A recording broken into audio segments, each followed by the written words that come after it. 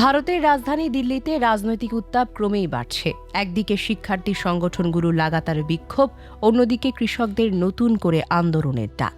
দুই দিকের চাপের মুখে পড়েছে প্রধানমন্ত্রী নরেন্দ্র মোদীর নেতৃত্বাধীন সরকার। বিরোধী দলগুলোর দাবি, জন অসন্তোষ দিন দিন বাড়ছে এবং সরকারের ওপরও চাপ বাড়ছে। শিক্ষার্থীদের অভিযোগ, বিভিন্ন শিক্ষা প্রতিষ্ঠানে ভর্তি, পরীক্ষা, চাকরির নিয়োগ এবং শিক্ষানীতির নানা অসঙ্গতি দীর্ঘদিন ধরেই সমাধান হচ্ছে না। এসব দাবিতে দেশের বিভিন্ন বিশ্ববিদ্যালয় ও কলেজের শিক্ষার্থীরা বিক্ষোভ, মানববন্ধন এবং মিছিল কর্মসূচি পালন করছেন। তাদের দাবি, সরকার দ্রুত কার্যকর পদক্ষেপ না নিলে আন্দোলন আরও বিস্তৃত হবে। অন্যদিকে কৃষকরাও ন্যায্য ফসলের মূল্য, ঋণমুক্তি, কৃষি পণ্যের ন্যূনতম সহায়ক মূল্য নিশ্চিত করা এবং কৃষকদের জন্য নতুন সুবিধা ঘোষণার দাবিতে আবারও আন্দোলনের প্রস্তুতি নিচ্ছেন।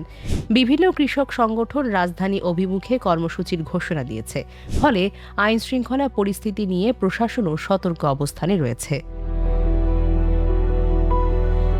রাজনৈতিক বিশ্লেষকদের মতে, ছাত্র ও কৃষকদের একযোগে আন্দোলন সরকারকে বাড়তি চাপে ফেলতে পারে। কারণ এই দুটি বড় সামাজিক গোষ্ঠীর অসন্তোষ আগামী নির্বাচনে রাজনীতিতেও গুরুত্বপূর্ণ প্রভাব ফেলতে পারে।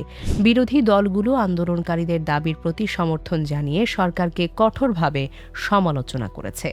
তবে কেন্দ্রীয় সরকারের পক্ষ থেকে বলা হয়েছে, জনগণের স্বার্থে সরকার কাজ করেই যাচ্ছে এবং আলোচনার মাধ্যমেই সব সমস্যার সমাধান সম্ভব। সরকারের দাবি, উন্নয়ন প্রকল্প ও কৃষি খাতে বিভিন্ন উদ্যোগ ইতোমধ্যেই বাস্তবায়ন করা হয়েছে এবং শিক্ষাক্ষেত্রেও সংস্কার অব্যাহত রয়েছে।